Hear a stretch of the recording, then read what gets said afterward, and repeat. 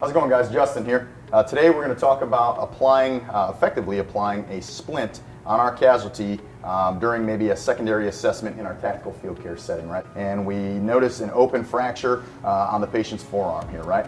So the first thing I would be doing at this point is I would be manipulating his wrist ever so slightly here and checking for a radial pulse. And on this patient, I do feel a radial pulse.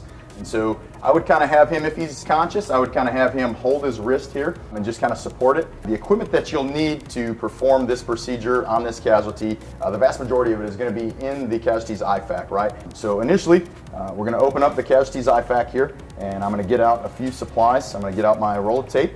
I'm going to get out our combat pill pack. I am going to get out our DD 1380. We'll need that. I'm going to get out this elastic bandage as well as our triangular bandages. We're going to need some additional supplies, right? And those can be found in our Combat Lifesaver squad issued bag. So we have some padded splints, we got some extra elastic bandages, and maybe a set of shears.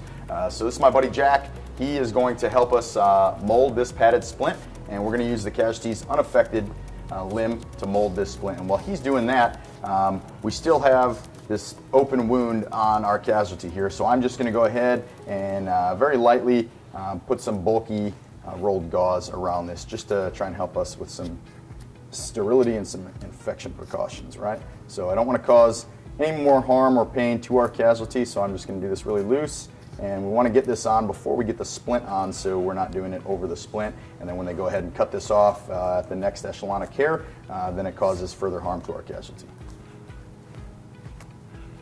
Take a little bit of tape for good measure.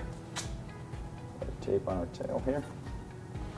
Okay, so Jack has got our splint pre-measured on the unaffected side here.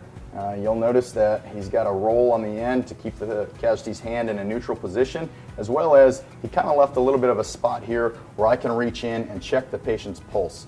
So that's one thing, before we splint him, and then again after we splint him, we want to make sure that he still is maintaining that pulse and that we didn't cause any type of constricting effects that made him lose that pulse. All right, so if you will, go ahead and hold that to the best of your ability. Use our elastic bandage here.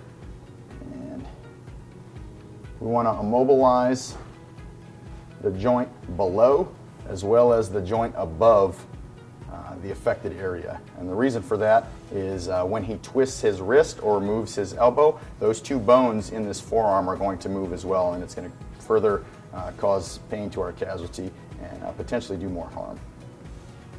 Got our nice little Velcro ends here. I'll go ahead and do that, and then after I'm done, a little bit of tape.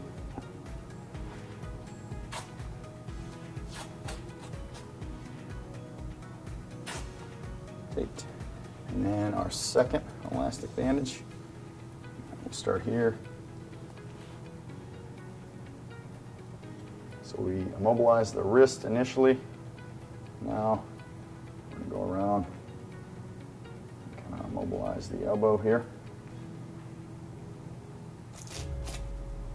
Didn't end up on the right side, so we'll flip it.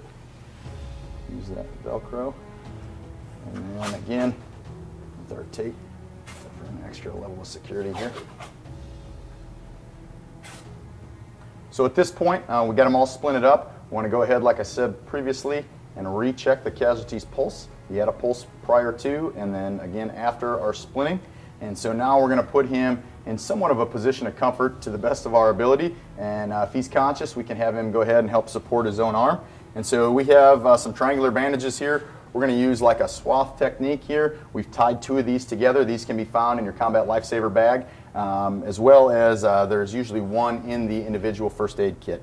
All right, so we have it where this is kind of pinning this upper bone up against his chest, and then the third one that we would use here, I wouldn't put this in a normal sling, how you would see a medic do or the hospital do. I would just kind of improvise here, and so we don't want to have him hold this.